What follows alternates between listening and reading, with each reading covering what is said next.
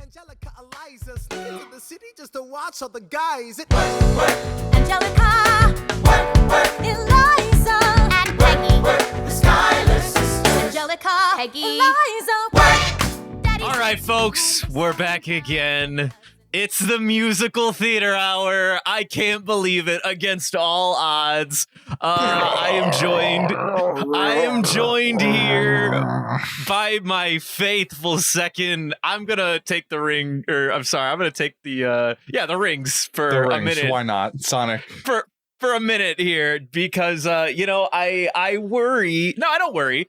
I just feel like I need to give my cohort a respite because this guy he's been fucking forced a heavy hand of things that only I am infatuated with. And even though I think we kind of got him on Mamma Mia too, just a hair, just a slight bit, this one was a steep buy-in. So to let the record show, we watched Hamilton today. This afternoon, this evening. In case you didn't recognize from the title of the episode you clicked on already. I just want to say, before we get into impressions and the summary, I have unironically been trying to pitch this show to Christian and everyone in my friends group for years. Literal years, and they have never done it. And they've always been fucking patooing in my face. And to be here tonight and be able to do this with my friend means more to me than any of you will ever know. So anyway, all of that preamble put aside, Christian, do you want to do the summary? You have a summary to read first. I wrote this for you. Okay, fantastic. In A Panda View First, much to Christian's chagrin, we have a musical to cover this week, baby. Wait a minute, it's not a first. This happened. This is like the fourth time. Oh, I'm just gonna keep going. Quiet you. Yeah. So strap in, because even if you're not into it, just wait for it. I hate you because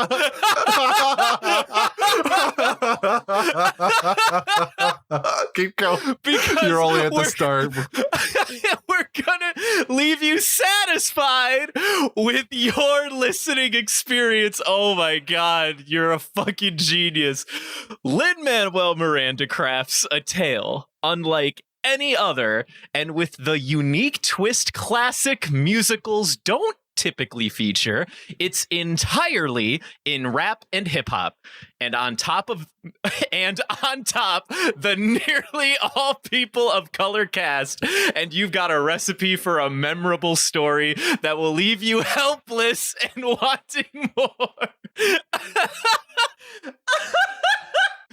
I can't believe you made this summary. This is gold. I would keep going. This musical is all about Alexander Hamilton, one of the core figures of the earliest days of America, a man so dedicated to his craft that almost nothing would be enough to pull the eyes of history away from him and his somewhat tragic tale. Starting from the early days of his immigration to America, all the way up to his death, we learn of such feats as leading guns and ships to victory at the Battle of Yorktown, cabinet battles with Thomas Jefferson over the direction to lead our country, and one last time having a drink with President George Washington. And if there's one thing to take home from all this, whether you enjoyed it or not, but I sincerely hope you did, it's that it's never too late to take your shot.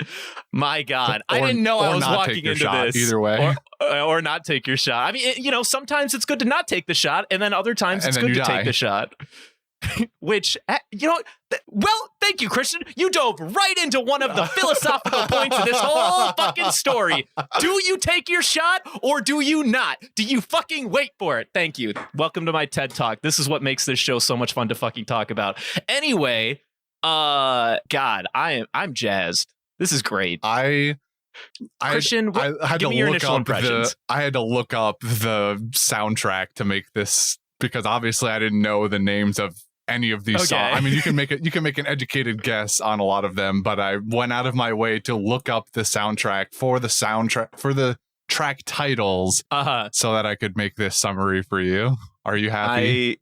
I am so happy. I need to I'm gonna do a Panda View where I read that unlaughing, maybe, so that people can No. actually understand what I said. Nobody cares. They just want you to have. They love that you're having a good time. I literally I didn't know I was coming here. I was like, so strap in, because if you're into it, just wait for it. And I was like, wait. You can't do this to me. I can, and I did. Oh, you son of a bitch, Christian! Thank you for that. You know, honestly, that made the entire evening. The fact that you had to go out of your so way we to can just go inform home yourself. now. I can just leave. Yeah, we can just go home. We don't need to. Sweet. All right, I'm pressing the stop button. Nope, don't do that. We still have a whole thing to do.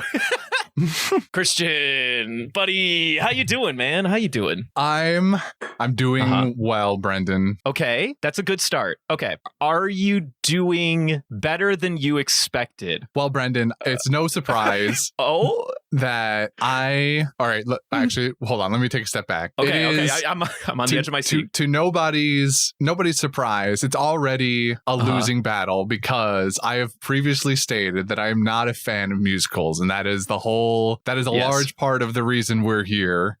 Yes, that's correct. So I had to go, even more so than something like the Mamma Mia movies, I had to go into this one with as open of a mind as possible, because I want to give the content its fair shake, even though I have predispositions on what it is going to be like or what my enjoyment may be.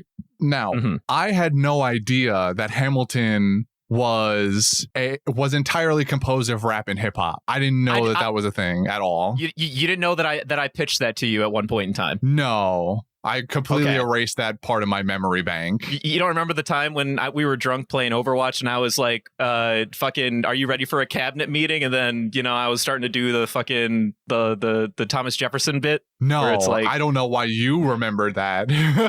Because it was a very near and dear thing in my heart, especially during quarantine when I watched it probably like 5 times in the span of 2 months. All right, that's fair. But given that you mentioned, you would have mentioned it came from a musical probably, and my mind would have probably erased the previous 5 minutes then. That's fair. This is very fair. Also, yeah, that was a while ago. Like full 4 years ago, 3.5. Running on 4 years. Yeah, it's kind of fair. Right. So had to go into this, giving it its fair shake, so that not only was I giving the content its fair shake, I was making sure that I could come here and offer my most balanced opinion on it, because that is what our dear patron Twiggo has paid for. Yes. And he had already stated that if I came in here and ripped it apart because I hated it, was fine. But I didn't necessarily want to come in with that opinion if I didn't have to. So this immediately got a strike against it when I clicked onto the movie and I saw the 2 hour and 40-minute timer. Oh no. I was not enthralled by the idea of sitting through and from my understanding, you can correct me if I'm wrong, you've been to a lot more of these, 2 hours and 40 minutes does not sound like an outrageous number for a musical in the first place. Am I right about that? I would say, I'll put it this way. It is not outrageous for a lot of the bigger ones, yes. But normally we're talking like, you do like a 45 minutes to an hour in the first act, and then usually the second act is like another 45 minutes. Like Book of Mormon, I think it like clocks in at closer to like an hour 45, maybe an hour 50 or something like that, like just shy of 2 hours. So this one is like, it's a little bit on the longer side. Like this is starting to get into like Les Miserables territory, which is like notorious for being like 2 hours and fucking 40 minutes or something like that runtime with and that doesn't include the intermission or whatever. There's always like a 30-minute intermission. Right. So this isn't an outrageously long show, but it's definitely on the longer side. Well, it sounds like it is. If Les Mis is notorious for this, Hamilton is basically just as long, maybe like 10 minutes shorter, 2.5 hours. I would actually say yes. I would say that on average, this is probably more of a longer show. Okay. Yes. Then I have misgivings about how long musicals generally are. I figured they were easily most of the time over 2 hours or like close to this number. Nah, you're usually talking like an hour in the first and then like 30 to 45 in the second act, 9 times out of 10. Got it. All right. So that doesn't change anything, though. I saw the runtime and I was immediately like, oh boy, here we go. Here we fucking go. I'm gonna fucking strap in for this. Brendan. Oh no. Let me down easy, Christian. So when it opens and I start hearing the rap music of whatever the opening track is, I am surprised, but not negatively. Okay. I dislike a lot of musicals for many reasons, but one of them is the sort of style of music that typically haunts musicals. I'm just not a super fan of that sort of style. It's not necessarily operatic, but the cadence to most musical numbers is not really something I enjoy. So to hear a style of music that I do enjoy being employed in musical form was a tick mark in the right direction. You know, we take that negative that we got from the immediate runtime and we take it a step back with the musical style, and that would continue throughout the entirety of the show, as I would find out. That it wasn't just like sprinkles of hip hop and rap. It was the entirety of the musical show. So yes, plus for Hamilton. Okay. We're getting there. The subject matter, I felt generally neutral on, because on the one hand, going in, I was like, okay, well, what do we do here that makes the story of a founding father like actually entertaining? Because so I'll tell you what I kind of unconsciously was beginning to compare this to. Not another musical, but I don't even remember what it was called anymore. The movie that came out about Abraham Lincoln. Was it just called Lincoln? I think it was just called Lincoln. With Daniel Day-Lewis. Yes, that was Lincoln. That was just Lincoln. That movie is the only movie I've ever fallen asleep in. That movie is boring as shit. And I don't care what people say. No, not like this. I was awake for maybe the first half of it, but then the back half, when they get into like super politics, I can't do it.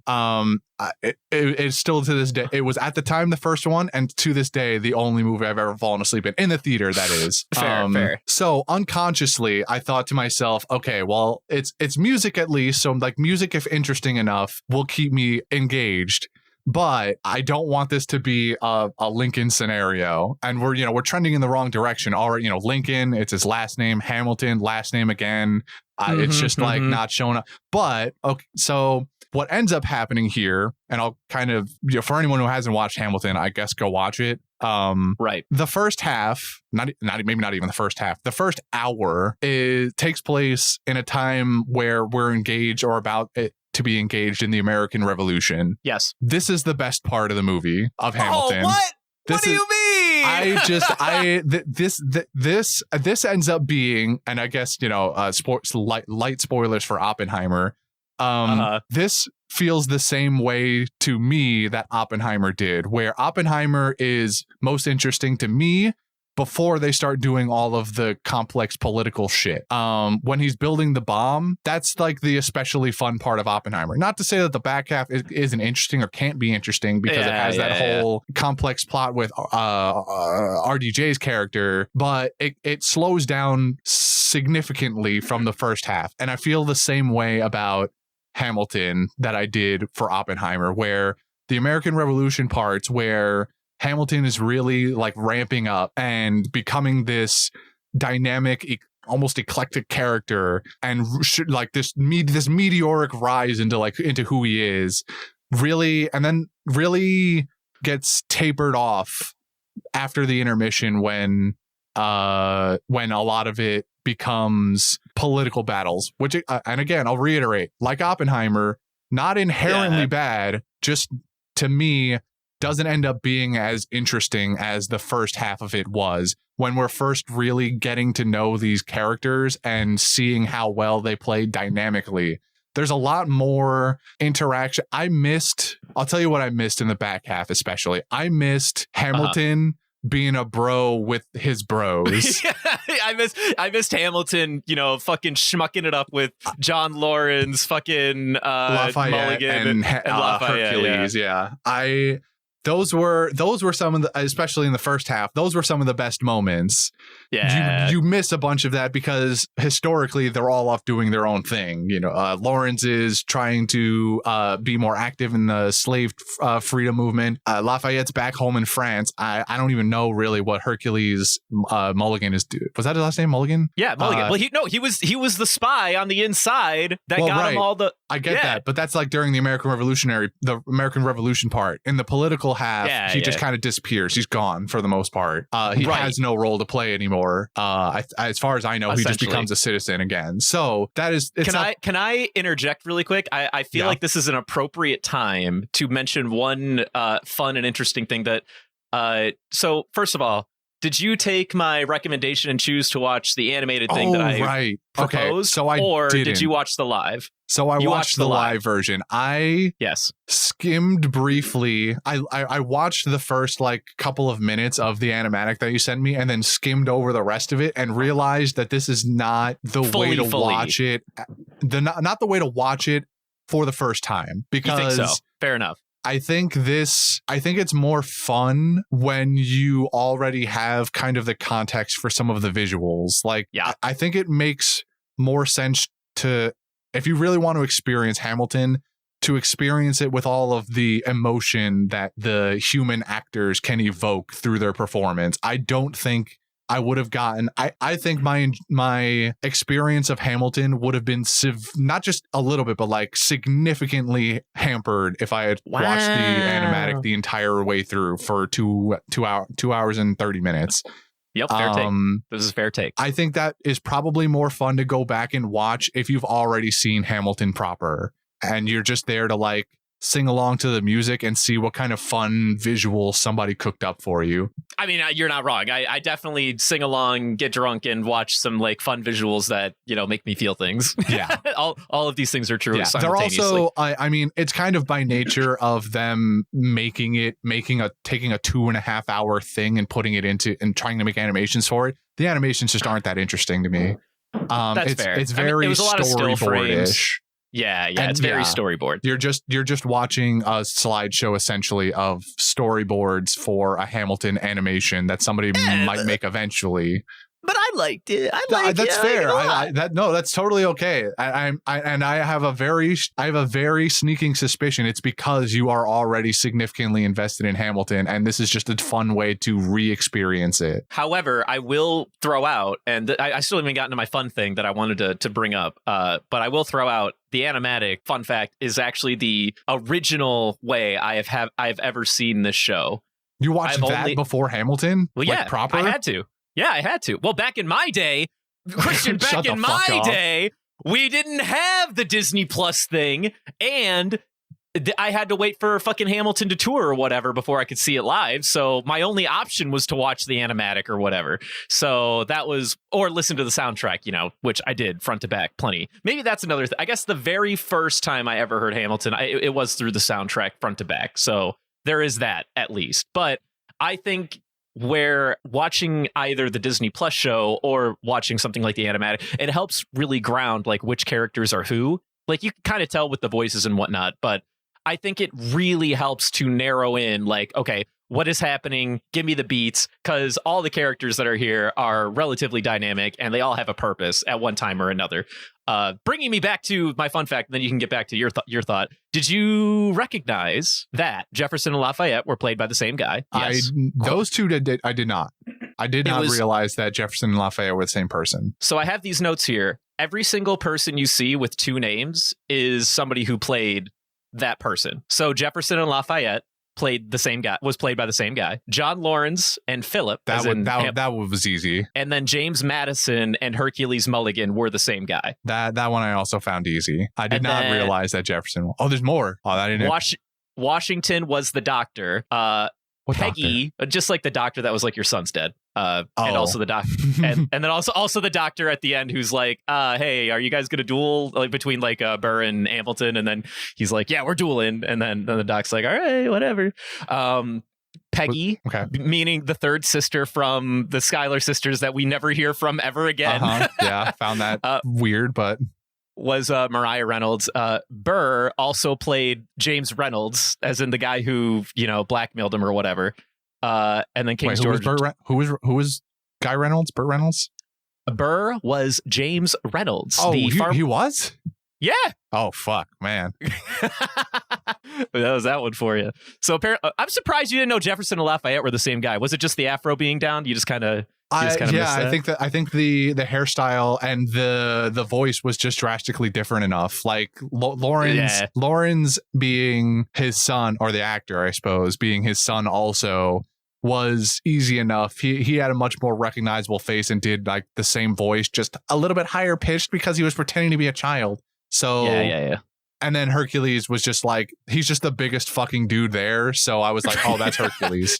That's definitely Hercules. Yeah. So getting back to your point about how Mulligan just kind of evaporates. So John Laurens, Lafayette, and Mulligan, all of them kind of evaporate by the end of the show. And actually, there's even a fun number that isn't in the original soundtrack or in the Disney Plus thing by extension, where we get a bit of a follow-up on Laurens specifically. Did they have that in Disney Plus? I don't think they do. Are you talking about his death? Yes. Yeah, they have that. Oh, that is in there. Oh, pardon me then. Never mind. I'm a dirty fucking liar. I didn't know if that was in the Disney Plus one or not. The show, from what I watched, Eliza comes in with a letter. He goes, Hamilton, that is, goes, oh, it's from Lawrence, I'll read it later. And she's like, no, it's from his father. And then you get this whole number about where it just kind of explains how Lawrence is dead now. And Lawrence is kind of off to the side and he's bathed in blue light or something because he's dead and whatever. Yeah. I thought it was a neat way to kind of do it. Yeah, for sure. And now maybe I'm a dirty liar. I thought, because there's like a couple of tracks that aren't in the original soundtrack, but they're like, I don't know if they're just like B-roll or like they don't make the final cut, but somehow there's like these like fucking mystery tracks that are out there. Like there's one where there's in the Disney Plus show, remind me, I know this isn't in the original soundtrack. When they start talking about how Hamilton is shit talking John Adams, he goes like, you fat mother, and then it bleeps or whatever. Does he actually do like a rap where he talks shit on John Adams for a little while? Because there is a track where that happens. Where Hamilton shit talks John Adams? Yeah. I think so. Okay, I'm probably digging too far down the barrel. But anyway, those are some of the fun facts with some of the characters that get like reused. So there's a purpose to unincluding them, I guess, only to be like, hey, now we're in this new storyline. But apparently the new storyline isn't what you're here for, from what I hear. To kind of get back to it, it's not inherently bad. Like it is decent.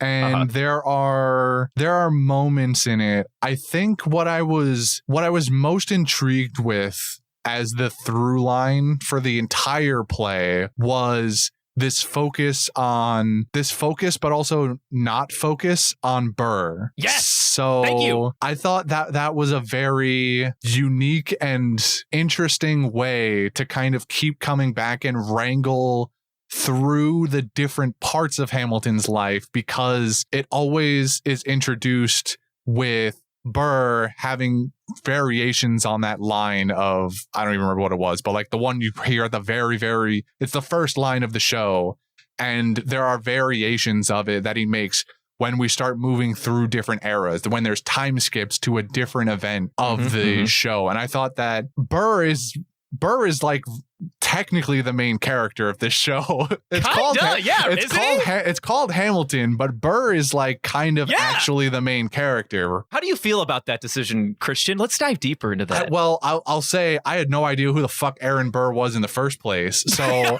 I had to do a brief dive on American history because I didn't know who the hell Aaron Burr was in the first place. So it doesn't help that after he killed Hamilton, just kind of like the show suggests, his number one claim to fame after losing to fucking Jefferson was that he killed Hamilton. Yeah. So, he kind of just spoiled at the beginning of the show, which I thought was... Well, I mean, it's not like... listen, you can look up any of these fuckers. You can spoil yourself ahead of time. Yeah. I didn't, though. I didn't know. That's fair. I had no idea. I thought it was an interesting. I thought it was. I not that I really cared. It was whatever moment. But when they did that at the beginning and where they were doing the introductions of like the kind of major players, Burr, his three buddies, and then the three Skylar sisters. I thought it was just like it's just a neat way to kind of get through introductions without just having nameplates. So totally. Where was I going with this? I had a point I was going to make about Burr, but I can't remember what it was anymore. Well, I asked you because you had already pointed out that Burr is the main character of this, and he's also the villain. What an interesting choice to name your show Hamilton and have 90% of the narration be done by Burr, and also have almost 50% showcasing of Burr throughout this entire ordeal. Like I mean, Hamilton obviously gets a little bit more screen time and is easily the focus of the show and the set list. But Burr is not ever truly forgotten. He gets a lot of screen time, and we even get to like know about his family and what he's going through. It's a whole thing.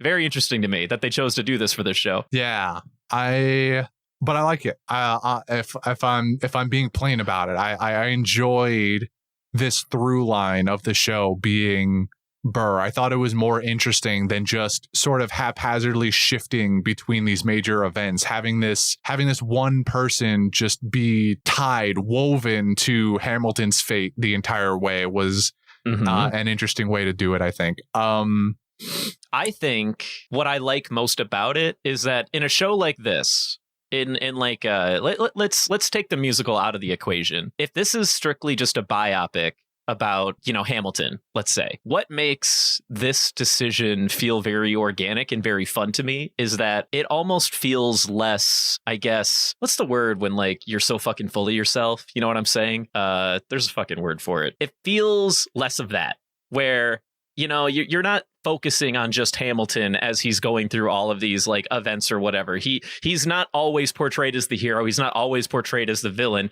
He's a guy in a web of so many other people's lives. And sometimes other people get a chance to, give their insight and their opinion on what's happening around them. And I find that to be a very organic way of storytelling. It's never too much about Hamilton, even though it's literally all about Hamilton, I guess, from start to finish. Yeah, I think my one sort of criticism of this all is that if we were going to truly have Burr be the narrator and this sort of rock we keep coming back to, I think Hamilton as a show, the tone of it maybe could have been a little bit, I don't want to say darker, but portray Hamilton in a bit more of a negative context, because a lot of the stuff that he does is still sort of framed. Sorry, let me finish one thought. Yeah, please. It's still sort of framed a little more positively than I would believe. Like if I was pretending to be Burr this entire time, some of the stuff that he does is just kind of more. I'm having trouble finding it, but anyway, I think you kind of get my point. Is that like it could have been more have more of this connotation of like Hamilton's not like that great of a guy. There are a lot of scenes where they do kind of do that, and so which is why it lends into me enjoying it so much. Like with specifically where they really dig into it is when the behind closed doors number, I don't remember what exactly it was called, the room where it happens. Yeah, the room where it happens. When we keep coming back to this sort of plot line, that's where I'm really like, oh, Burr hates this guy. Yeah. So, and there are kind of sprinklings of it throughout the early parts, but Burr kind of takes more of a backseat to a lot of the American Revolutionary stuff outside of when he's getting passed up for Hamilton by George Washington. So yeah, I think Burr is a very interesting way to tell this story. What I love most about what the show does with these characters is that there's enough writing around them that makes them very similar, because at the beginning of the show, we lead with they're both orphaned. They're both going to Princeton. They both have a vision for what it means to defend the country against the regime of the British, but they have completely different ideas for how to accomplish that, right? Burr is the sort of person who's methodical. He's not complacent, but he wants to find an opportunity safely and not, fucking throw his ass into the wind and then be like, aha, I'm gonna fucking put a target on his back, essentially. And Hamilton, his character, who wants none of that. And he calls his ass out on it immediately. So they set the tone of who these characters are. They easily want the same things, but their means of acquisition is what separates them. And getting to the room where it happened is what is so important, because at that point, they're both learning something from each other. You have Hamilton that now realizes that he can't be the boisterous, motherfucker that just gets everything he wants by writing about it, essentially. He has to play ball and be conniving. And simultaneously, Burr learns that he needs to put his ass out there if he wants any recognition, to have any stake in any game ever. And that's what I like about their fucking relationship, is that no matter what, they always have the capacity to learn something from each other. Neither of them are perfect characters. They're both imperfect, but in different ways. Yeah. And obviously that kind of comes to a head at the very end, where you have the presidential election between Jefferson and Burr, and it becomes a focal point where people want to know what Hamilton's endorsement is going to be. And then you have that interaction between Hamilton and Burr, and Burr's like, Hamilton's like, "Oh, this is crazy. You're running for president. That's wild. I didn't think you would ever do something like this." And Burr's like, "Well, I learned it from you. You got to go out and get what you want. You can't always be waiting."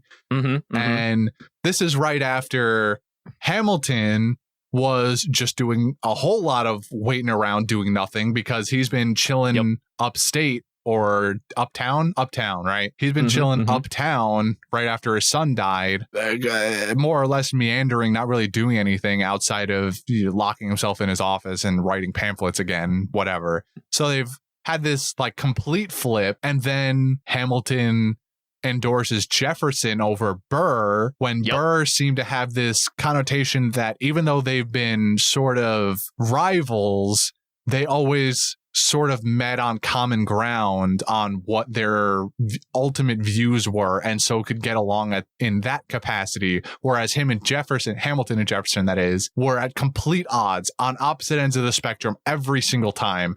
But it turned out the only thing Hamilton really cared about was conviction, the conviction to go after what you wanted. And that was something Burr never did. Even to the point where he was running for president, he just was sort of an amicable guy kind of floating through it. He was the lesser of two evils in people's eyes. He didn't really stand for anything in his presidential running.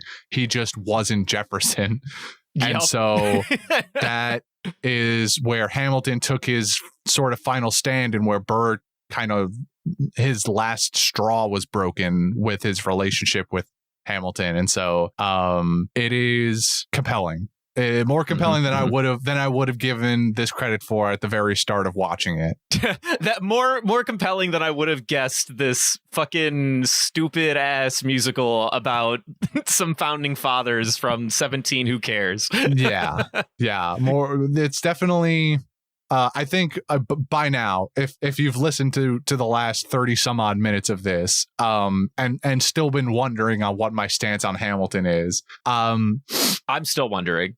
On the whole, okay, Hamilton was good. Yeah! We did it again! I can't believe it! Let's go! My God. Oh my God, I was on the edge of my seat for that. No, Christian, you don't understand. Out of all of the stupid musicals I will ever make you... Sorry, I won't ever make you, because you'll never do what I say. Out of all the stupid musicals we could watch that I am delightfully present for, this one matters to me more than you'll ever know. This one is the one that matters. Oh my fucking God, that's hilarious. All right, well, God, I love that. That just makes me feel so fucking good. Okay. So, Christian, thank you for telling me that. That makes me feel good. Now, God, I had a train of thought and I completely fucking lost it. What was I going to say? I was going to say, I'm so fucking thrilled you liked it, that you at least liked it. That's fine. I'll settle for a 7. If you're in 7 territory, I'm on fucking cloud 9. That means a lot to me. I have some follow-up questions. Okay. One is, I feel like you've sort of touched on it already, but you said you didn't care about the politics stuff. Do you feel like it doesn't even matter, like, that it's like a musical, or that it would just be about politics? Like, you just find the idea of having a main plot driver be politics. Is that something that just kind of turns you off in general? I think it is more that than Hamilton's fault, because as I've already cited, Lincoln bored the shit out of me, and Oppenheimer, the back half, also wasn't my favorite for that reason as well. So it's largely not Hamilton's problem.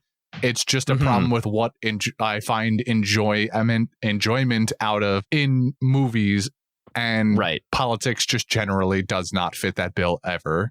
Yeah, I would say, I mean, obviously, not obviously, I'm going to tell you, I'm not in that boat. In fact, can I tell you, once upon a time, this is when, Brendan was naive. He listened to the soundtrack like once, I think, back when it like first came out.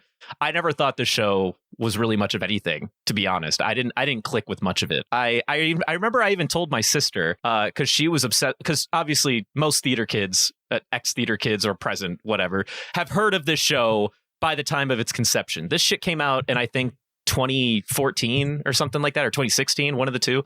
A long fucking time ago. And I remember everyone fucking ranting and raving about this, probably in circles that you obviously are completely oblivious to, but ex-theater kids or present will know the foundational shake that this show had when it first debuted. In fact, there's even like a quote that because I think Barack Obama was still our president when the show came out, and at one point I think Lynn was in an interview where Obama was present, and they were just like talking about like things, and he had mentioned that he was working on a musical about our founding fathers, and Obama himself laughed and said, "That sounds fucking stupid." Like, there's no fucking way. I'm obviously paraphrasing, but I'm telling you that the bottom line was immediate skepticism. But really? Like, you really think there's going to be a good market for that? And sure as shit. Here we are. And sure as shit, Hamilton comes out, and it is met with insane reviews. It is met with insane craze. So an average show on Broadway, when it blows up, like, okay, let's say like a brand new show hits Broadway, before it gets like a bunch of fucking like, crazy, good reviews, people are like dying to see it. Usually debuts, let's say like $50-$60 a ticket, something like that. And then obviously, like, if you want like the more expensive seats, then you start going into like maybe 100, whatever. When a show gets popular, you start hitting like the 200s for your basic seats, and maybe even like the 300s. Christian, do you know what some of these tickets fucking topped out at the height of its popularity? So unfortunately, I kind of do. Okay. And that comes as a byproduct of a thing we kind of talk about a little later. But I do know that these tickets hit like the thousands. Yeah. This show was a fucking whirlwind when it came out. Everyone was maddening over it. And to the point where, going back to that Obama comment, at his own, like, whatever you call it, like when he was like resigning or whatever, like his like last dinner as like president or whatever, he invited the cast to come over to like do either select songs or something. And he was even like, man, what a great fucking show. It's like a whole fucking thing, which I think is just a hilarious fun fact. Anyway, I find the fact that it transitions from the war effort into the political side to be absolutely fascinating. And obviously, I might be a unique person for this exact market, because I already like talking about politics anyway. Like, I don't make that a secret. But what's interesting about this show is how they frame characters pre-politics and how they reframe characters post-politics. And it's a very fun and creative tool, setting all of our characters up with more boisterous and more, I guess, for lack of a better term, like they take more risks in the pre-independence arc. And then once they finally hit their independence, and the big question on the table, and this is what I love about the King song, is what are you guys gonna do next? Because guess what? Now the ball's in your court, then fucking are you gonna sink or you're gonna swim? Like, he called bet, and honestly, like, it was a little hard for us. I'm not gonna lie. Like, this should paint. This shit wasn't easy. We didn't just get our independence and like all of a sudden, woohoo! Everyone's great. There was a lot of negotiation. There was a lot of politics done under the hood, and I think also I am not somebody who finds the Treasury Secretary. I'm sorry, the head of Treasury, I would not think is that important of a job. I'm just going to be flat out right. In this day and age, being the treasurer of this country is still a big job. But like, what are you being the treasurer over? Like, we're like in massive debt and we're only getting more debt every single year. It's like, about maintenance these days for the Treasury. When you're talking about a country that just got done kicking its grandpa off its front yard, and it has no fucking money to its name and only debt, and you have to now start to parse out the ramifications of that, I immediately glue into, oh fuck, dude, this is gonna be fucking hard. How are you gonna figure this out for everybody? Because no one's ever gonna be happy. No one will ever be happy. How will you do it, Hamilton? No, I was engrossed with the politics when it changes. Because honestly, I remember when it first happened, and when I first listened to the soundtrack, when I first watched the animatic and I gave it a much bigger shot, and I stopped listening to the soundtrack, or rather, I'd listened to the soundtrack years prior, didn't really click with me. I watched the animatic. Something about like seeing what was happening just helped make it click.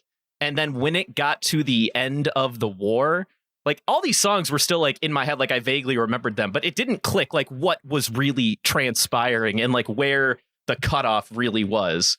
And when we got to the politics part, I was honestly just like, holy shit, there's more. In my mind, I'm like, you could have ended at the the fucking independence arc, and it was like a pretty fulfilling endeavor. Like, you didn't need the politics portion, but the politics portion makes the rest of the show feel so much more meaningful. I don't know how to describe my thoughts elegantly enough to portray what I'm trying to say. But in my mind, I feel this show is so much more complete because it goes into the boring ass politics. Because when it's just this, us trying to gain our independence, it's a story we've heard 100 times. It's, it's something that we're very, aware of. There's a million dramas about, whether it be spies or, the wartime, how great George Washington was or whatever.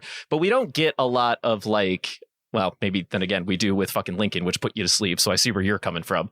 But we don't get a lot of stories and a lot of dramas that delve into just how hard it is to handle real problems in a civilized manner, like with politics, and also with some pretty fire tracks. Like, I'm just saying, like the tracks are still fire. But anyway, that is my thoughts on the whole politics thing. But it makes sense to me. I get where you're coming from. I would also like to ask you, Christian, how much of this show do you think is embellished? I mean, I imagine probably very little of it. You would imagine very little of it. Okay. I'm gonna ask very specific things. Okay. Number one, was his son killed? Do you think his son was killed? Yeah. He was. Was he killed the same way? Perhaps not exactly the same way, but... Wrong. He was killed the exact same way. All right, next question. Was Burr the one that killed Hamilton? Yeah. Yes, that happened. Was the election, and I feel like this one's a little bit harder, was the election between Jefferson and Burr razor thin as they suggested? Well, no. Jefferson won by a landslide. Incorrect. It was razor thin. They said it at the end, which was fucking stupid, but I guess I'll just let them get away with the lines. But at the beginning, when they mentioned that they wanted to get Hamilton's approval, they were like, it's a tie. Yeah, and then Hamilton was supposed to be like the quote unquote tiebreaker based on his opinion. And then later they go, Jefferson, you won by a landslide. So there's a caveat there. He won the delegates by a landslide after Hamilton's endorsement. But do you know what the popular vote was between these two guys in this election? I do not. Christian, the popular vote at the time of this election, they each had 47.1% of the vote. Damn. Period. They had the same percentage of the popular vote, which is why it was a tie. So that's what made the delegates feel uncomfortable just voting for their own people because no one was going to win that way. So the delegates this is back in the days when delegates, it was a little bit more common for them to be like, yeah, my state voted for this guy pretty much by popular vote, but we're not really going to give him all the delegates. And that was kind of normal back then. Either way, I without getting too much into political nonsense, no, they had a literal tie in the popular vote before Hamilton stepped in. Okay, which I find hilarious. Did I don't know what else I want to ask. Did George Washington really step down as president? Yeah, yeah, that happened. I don't think anyone questioned that. Oh, was Hamilton really portrayed? I'm sorry, was he truly this right hand of George Washington as he was portrayed in this show? I don't know the answer to that. I feel like that might be a rather big embellishment on the show's part, but I think at some point you kind of have to start adding a little bit. He was the position that George has given him. But even though he did also want to lead his own men in wartime, he, as far as I am aware, didn't have this much issue with being his fucking secretary paperboy, organizing shit. He kind of made a big talk about it. No, I want to be a gun holder and lead men. Yeah, he did. But he wasn't that upset, working for the main general of our armies or whatever back in those days. And then obviously George had several, dozens of people in his camp that were always doing stuff. He wasn't the only guy organizing all this shit. But you kind of have to make Hamilton the focus at some time or another. Was Angelica infatuated with Hamilton? That sounds reasonable. I don't know for certain, but that sounds like it would have definitely been possible. What I can tell you is that without being confident, they, for the most part, I don't know if we can say for certain. However, letters that they received do still exist and were found, and there was a reason to believe that they had no affair, but some lingering infatuation with each other. I'm going to stop asking questions. The moral of the story is, another thing I find fascinating about this, and I hate that you answered this correctly, a lot of what happened in this show fucking happened. And it's really fucking dramatic for what happened in reality, in my opinion. What the fuck? How is this country basically started off of a fucking house of cards that could have blown over at any fucking moment is all I'm saying. The time when he basically traded the location of the US Capitol for the votes that he needed to start his fucking, national bank idea or whatever. That shit happened. We don't know exactly how the discussions played out, but that at least was something that transpired. I mean, that's the sort of backroom politics that you never actually hear about until somebody makes a play about it 2,500 years later. 200 years later. That's kind of the point. Is you don't learn about these crazy things that propped up society until, or the decisions people had to make on the edge. This is a somewhat benign example of that, but comparatively to, I don't know, something that somebody will learn in 200 years about what's happening right now. They'll be we could have, the doomsday clock. You know what that is? I mean, I know, I've heard of it before. I guess I don't know it intimately. I mean, I don't necessarily either, but effectively, the doomsday clock is sort of this concept, or this, maybe it's even an actual clock that somebody's hung up somewhere, but it personifies how far away we are, how quickly the world could just be ended at some point. And I think over time, the time that it takes changes drastically. So for instance, as of right now, the doomsday clock is at I don't know, somewhere 2 minutes, under 2 minutes it would take for the world to just end for some reason or another, whether it be a dramatic climate change or nuclear warfare, whatever the case may be. It's just sort of an estimation of how fucked we are as a world, more or less. So in 200 years, somebody will learn about backroom negotiations to stop just missile launches one day, and that there'll be a musical about that or something. That's the same thing that's happening here, where if Hamilton hadn't been able to establish this banking infrastructure, where the capital is means nothing. It's just a building that you put somewhere. You could take it and push it somewhere else, like Bikini Bottom, and it doesn't matter really. fine. It's like, it's not that simple. Like, it does kind of matter. I mean, I'm not going to say, I'm not going to dox anybody, but like, I have a sister that lives in New York, and I'm just saying, like, I bet you she has an opinion on whether or not she feels like the capital should be in New York. I mean, it is only the heart of where everything really started in this country is all I'm saying. That's just like a historical opinion, though. That's just wanting it to be there because you believe that historically it's relevant. I guess that's fair. Functionally, I do believe that. It doesn't matter where you put it. Well, they even said that at exactly. the end of the day.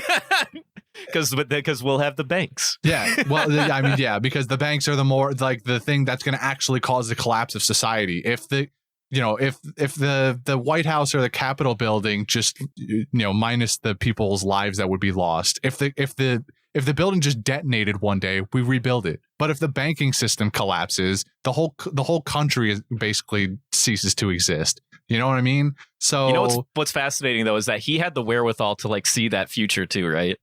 Yeah, more or less. And so like that's I forgot what the start of this was or what the point of me talking about this was now. Well, I led with, it fascinates me that a great many parts of this story are actually not embellished. Yes. Yeah. In fact, if anything, its biggest crime is it cut out stuff to lean it down. This 2.5 hour show that you so painstakingly mentioned at the beginning already led you astray with the idea that you were going to be stuck here listening to music for 2.5 hours. Could have had so much more. Yeah. So, that's the thing.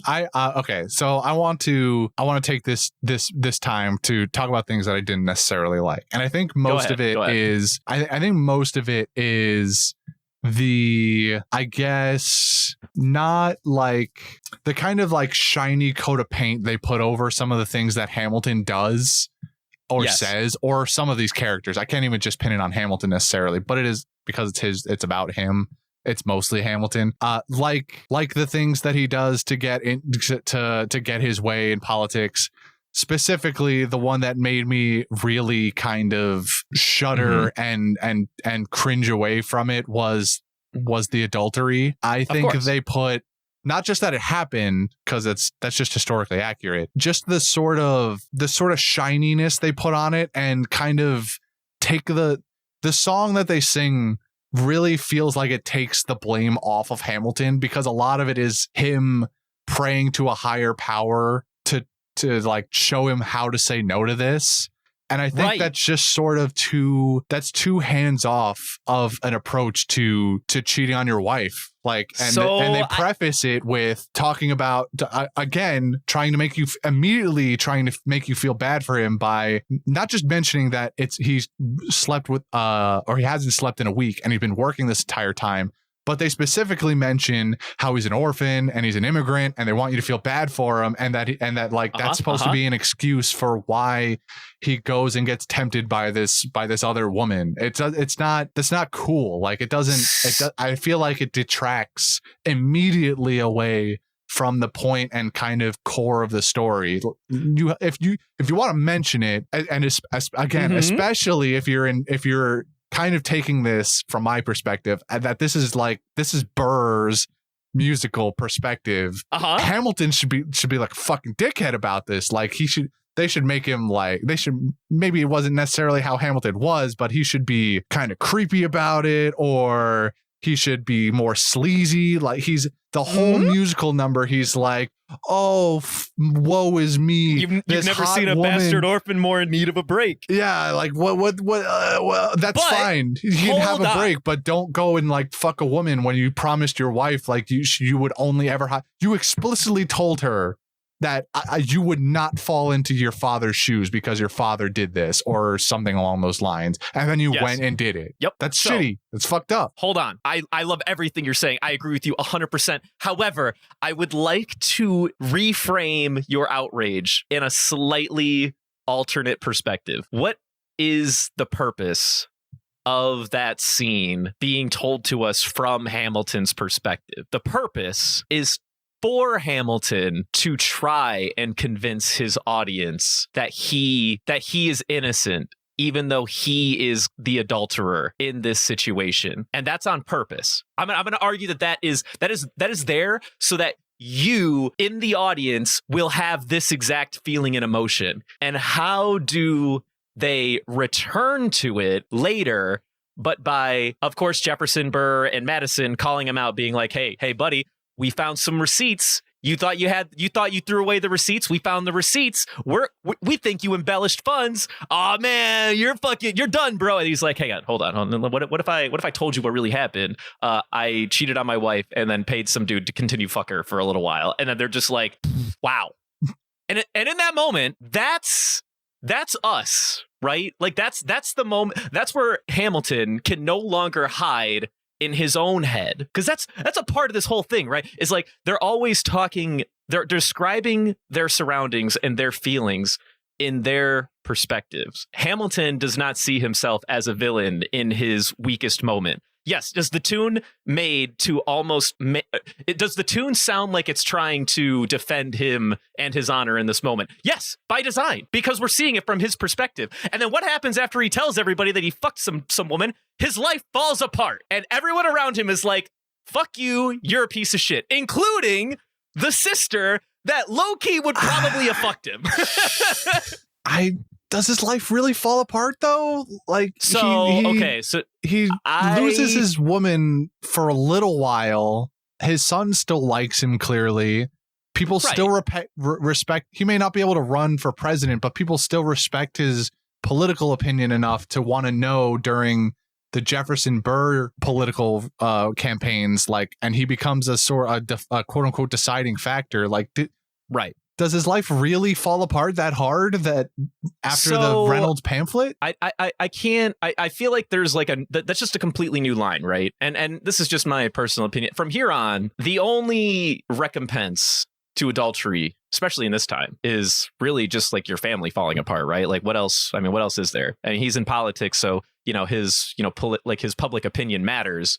Clearly, it only matters in terms of holding significant office. Otherwise, a lot of people still care about his opinion, regardless of his adultery, which honestly, I'm going to level with you, Christian. It's kind of reminiscent of real life, isn't it? Especially when you're a politician. It's historically accurate and totally relevant to today's society as it stands. So obviously, is it the significant fall from grace that like you would expect to see from a character that finally gets the shit they deserve?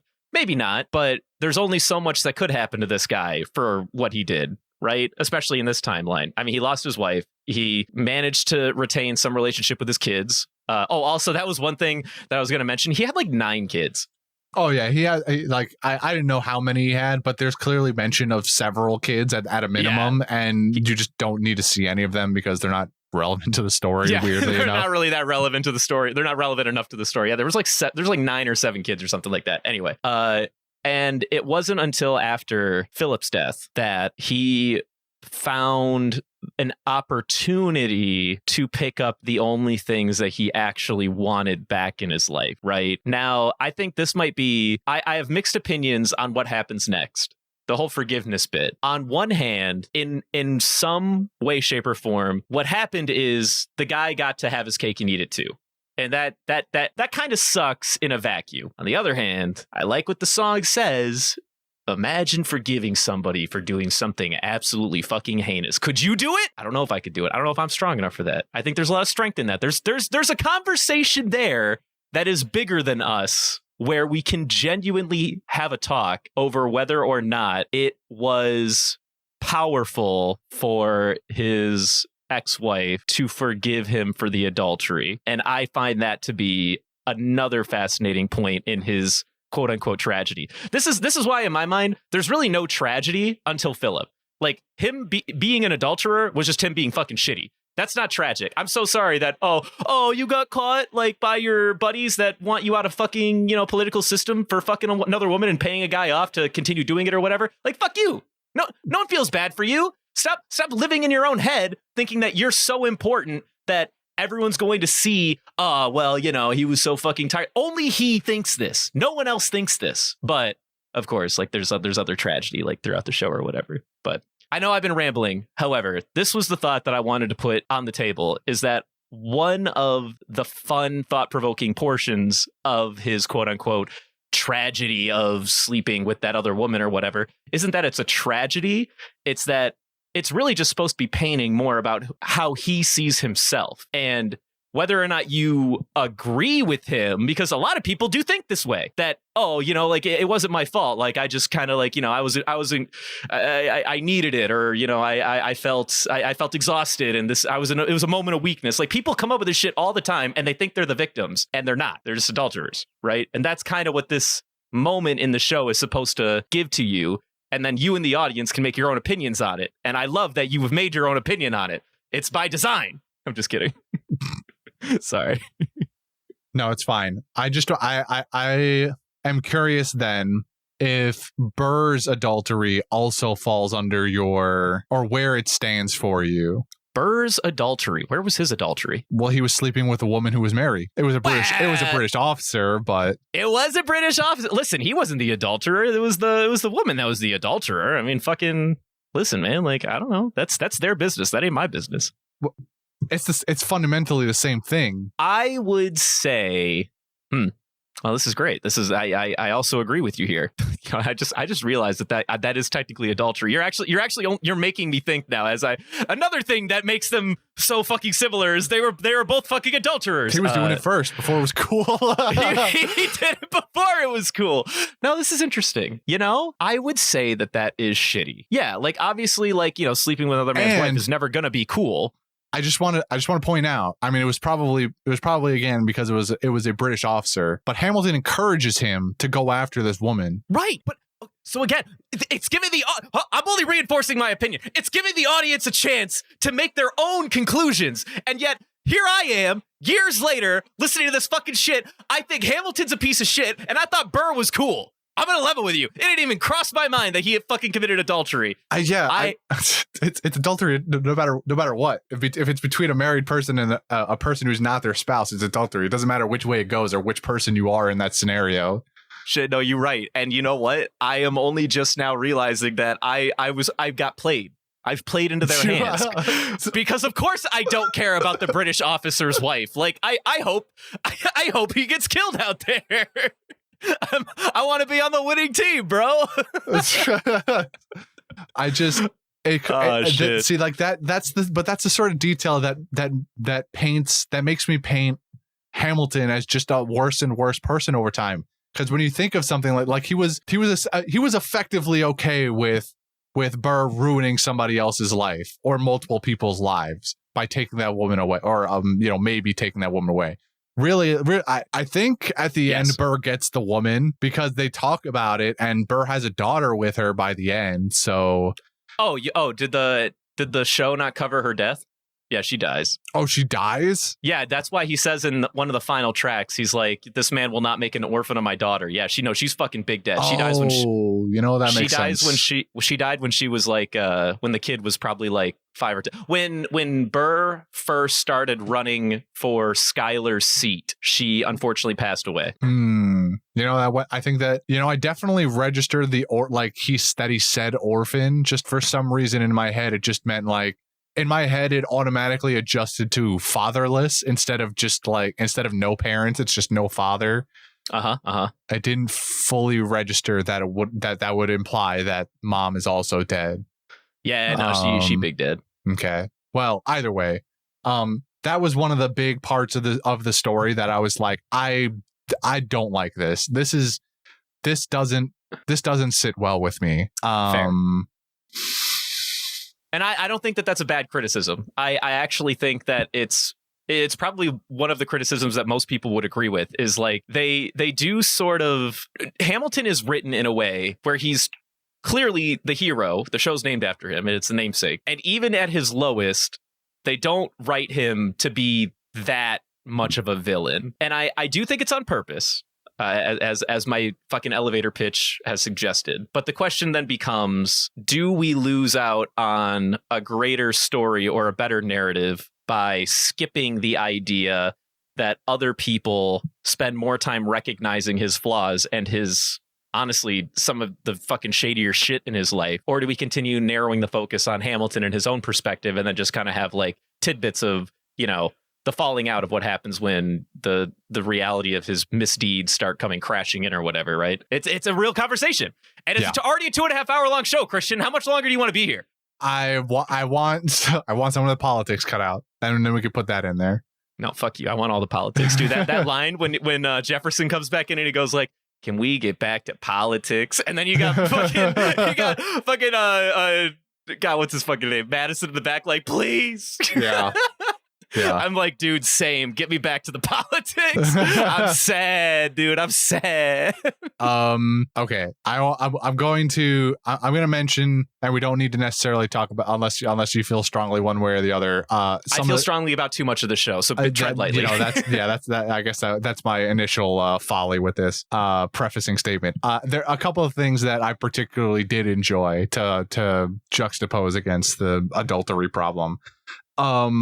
I think any scene with King George III of Britain is fucking is awesome. Yeah. I think the first one especially where he has the coat on there. and he's just standing there. He's doing the da da da da da da da whatever, and he looks like the Burger King was funny. I love that. Later though, when I think he shows up 3 times, and it's the third time specifically where he's like, all right, I don't know what the fuck you guys are going to do now. I think that's the second. No. It's George Washington. It's when George Washington steps down. That's the third time. Yes. Because he's like, you could just do that? And you could do that? So, but then he takes a seat off the side of the stage and watches whatever congressional shit goes on, and he's reacting on the side, and that shit's great. Yeah. There's also, I think I don't remember which appearance it was, but he gets so heated in whatever he's singing and doing that he actively spits on himself and in the people in the front row. That was great. Oh no! So that guy who was the king is a well-known Broadway performer by the name of Jonathan Groff, and he is very much known. Honestly, 90% of theater kids that make it to Broadway are spitters when they sing. Like, it's a whole thing. But he's a fucking spitter, dude. Yeah, he is unabashedly a spitter. Mm-hmm, mm-hmm. So anyway, I think anything he's in, the like, I don't know, 10 total minutes maybe that he takes up in this show are pretty good. They were class. Burr has a line early on in the movie when they first like go to the club or something and they meet the Schuyler sisters. Burr encounters them first, and he has one of my favorite quotes in the entire movie where I think he's talking to Veronica was her name? Right? No, that's Angelica. Yes, Angelica. I don't know where I got Veronica from. Where I think he's talking to Angelica, and she's talking about how she Excuse me, miss. I know it's not funny, but your perfume smells like your daddy's got money. Sorry, go ahead. Is it that part or no? No, she's talking about how she can't like believe the things that he's saying because of his upbringing or who he is or whatever. And his quote, line for line, word for word, is I'm a trust fund baby. You can trust me. I'm a trust fund baby. You can trust me. Exactly. Yeah, I mean, you're searching for an urchin in your fancy heels. Or I'm sorry, you're something, but you're searching for an urchin who can give you ideals. Yeah, it's a whole bit. I just I don't even care about the rest, the surrounding words. It was just that one line. I was like, this you like I'm a trust fund baby. You can trust me. Okay, fair enough. What a fucking line. Okay, quote that I thought was wild. When they're, I don't know if it's the same, I think it's a different part where, I don't know, they go back to the club or something at one point. I don't know. Yeah. What do we have in common? No, somebody, I'm pretty sure Burr again goes, there are so many women to deflower. And I thought that was... I literally, okay, sorry, it was the next line. He goes, but what do we have in common? We're reliable with the ladies. There are so many to deflower. Yeah, I thought that was like an insane thing to just say. To power. My favorite line is when he goes and talks about Martha Washington named her feral tomcat after him. Yeah, that was good. And then Hamilton comes in and goes, no, that's actually true. That's real. Like Lin-Manuel breaks character and goes like, that's a real fact, guys. I know we would be here all night talking about it. I really do need to inform you, and just how much it tickles me pink. Lin-Manuel is he's native of Puerto Rico. and he, for some reason, he actually likes this country. I don't get it. But he is infatuated with history. If the show doesn't give you that like idea, he loves American history like to death. And in fact, so much so, there are things that either were misinformed in this show / were not covered at all, that he was invited on Drunk History when that was still a show to talk more about fucking Hamilton once upon a time. That's pretty funny. Highly recommend. I'm not gonna say he's like a historian, but the dude, he knows his shit. He knows a lot more than the average American about like U.S. history is all I'm gonna say. Anyway, continue.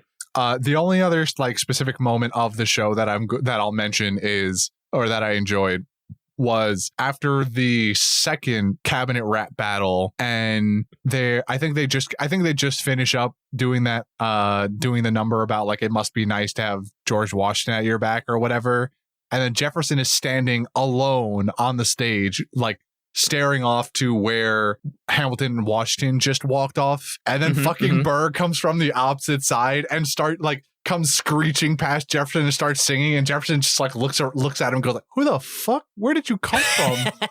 It's like well, Burr's like, I want to make friends, man. I hate Hamilton too, dude. Yeah, but it was just like, it was like the indignation on Jefferson's face, like Jefferson was about to have his own musical number or something and sing like that exact thing, and then Burr just comes and steals the literal spotlight, and Jefferson's looking at him like, what? Who are what? This is mine. This is my time. This was my time. You know, I had my what did I miss? Like you're crowding on Burr, my shit. You're the fucking narrator of this whole thing. You don't need more screen time.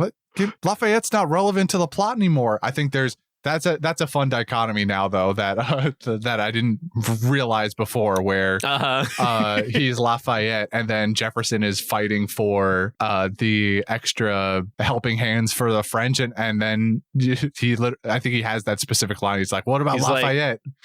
He's like, well, he's a smart man, and before he was your friend, he was mine. And then something about, yeah, I bet you made quite a lawyer. And then he's like, my defendant's caught acquitted. And then Jefferson's like, wow, so quick-witted. And then they start saying like, you know, how you're nothing without Washington behind you. I love both the Cabinet songs, by the way. I love them to death. I chant them to myself day in and day out. It's hilarious. The fact that they made something like a debate, which is routinely a boring experience between like two fucking ancient politicians, into the cabinet battle, like rap scene battle. I don't know, man. I was like, this is fucking hilarious. You got MC George Washington in the back being like, the issue on the table. Yeah. And then they're all like, oh! Oh, actually, okay. This reminds me of, so I'm sure there are so many rap and hip hop references in this that I did not catch. But the first rap battle, I mean, yes. I'm sure it's like 30, 40, 50, 100 items long. I'm sure Lin-Manuel's got a fucking pamphlet for that. I only caught like 2 or 3 specific ones, like in your face direct ones, or so I would classify as.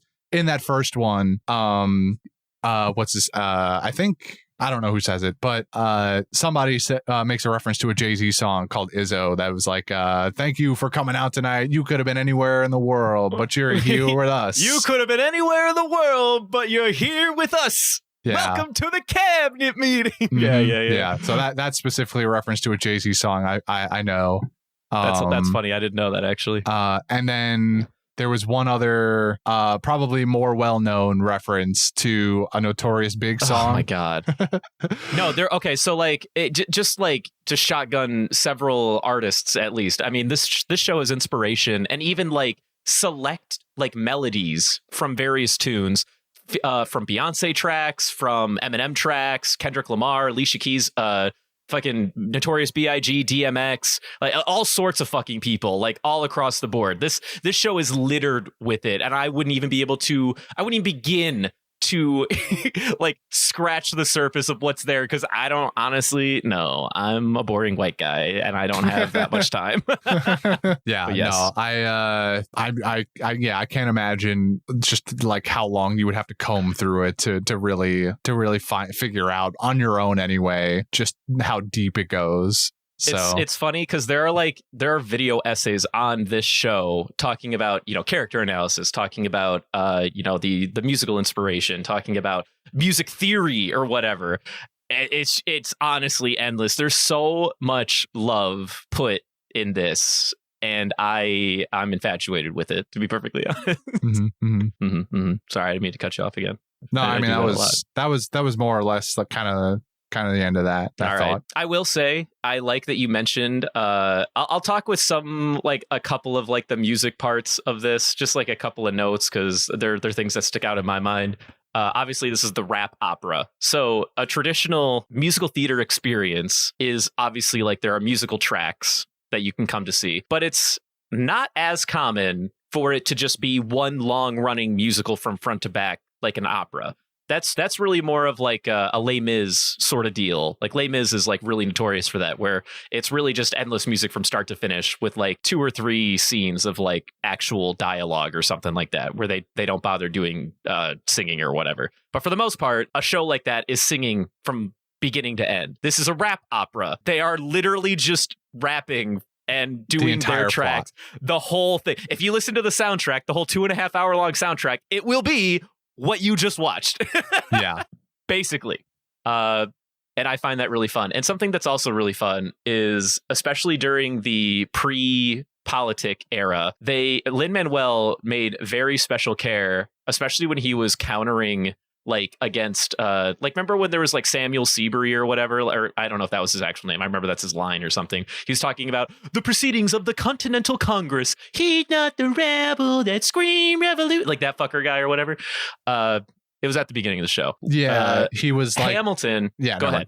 No, go. Hamilton and the rest of the revolutionaries are written such that they are always attempting to do more of like a hip hop energy. Whereas the British, when they are brought into the picture, are usually more depicted with like more flowy and elegant and more traditional like musical sort of vibe. Leading me into my really fun fact is that You'll Be Back is literally just modeled after the Beatles' Hey Jude, which is hilarious to me personally, because I love the Beatles.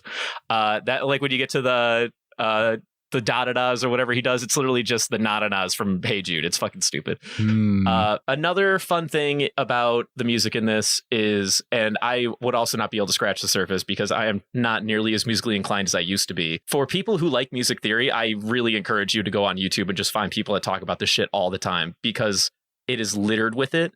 Something that's kind of fun, in the one that rings a bell to me the most, is it's kind of a one-off. It's not even like a main track in the show.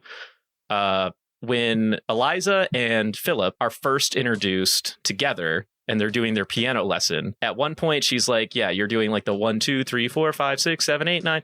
So what's fun about that is that, number one, it's the same melody as 10 Dual Commandments, which will be the final song that Philip will be present in. Number two, it is a melody that, if you know a lot about music theory, blah, blah, blah, you have like your thirds, your fourths, and your fifths.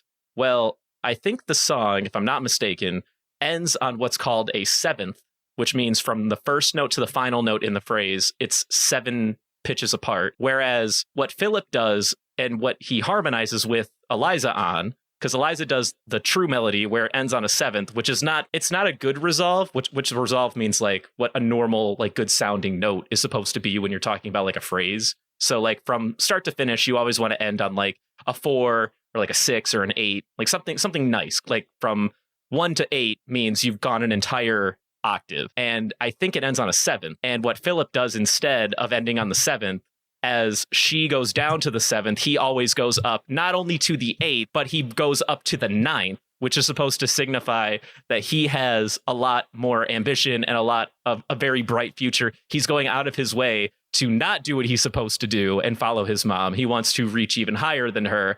And the show is littered with dumb shit like that. And I find that fucking fascinating. Anyway, thank you. No problem, dude. You sound really enthusiastic about it. Who am I to stop you? Thank you. I wanted 10 seconds to talk about that. That's all I wanted. And I took 3 minutes to do it anyway. Yeah, you got a little more than that, but it's fine. Well, actually, and I had this note too, and I put only Brendan knows about this, but since you watched the live, you know more about the staging than I do this evening, essentially. I mean, you saw it like just recently. What did you think of the staging? What did you think of like the costumes and like how they did, like, because at one point during, I think like what did I miss? Like all of them are like standing in like white robes or something, being like, "Hi, nice to see you again," or whatever the fuck he was doing. Yeah, I mean, they frequently do that where background characters that are supposed to interact with the main characters are dressed all in white, so that you, like in anime where the protagonist has bright green hair and everybody else has black or brown. Like it's the same thing. So they just brought it to live action. I mean, I think it's neat. It kind of accentuates the point that, you know, that these are the main players, and that the opinions of sheep don't really matter to these larger than life men at the time. So what did you I think the one scene that everyone always really likes to talk about is the final scene where they use the turntable to visualize the whole bullet thing. Like, do you think you like the fact that they chose to have the bullet, quote unquote, be, I guess, visualized by just a random cast member, like having their fists like flying through the air or whatever? Like, did that make sense to you? Do you feel like it was weird, or was it a good choice in your opinion? Well, it's not even really like she's there guiding a quote unquote bullet. I don't even remember. She probably has a prop bullet in her hand, but I didn't look too closely. No, it's literally, I mean, and maybe she does, but I doubt it. I think it's just like literally her fist being like, bullet's coming. Well, I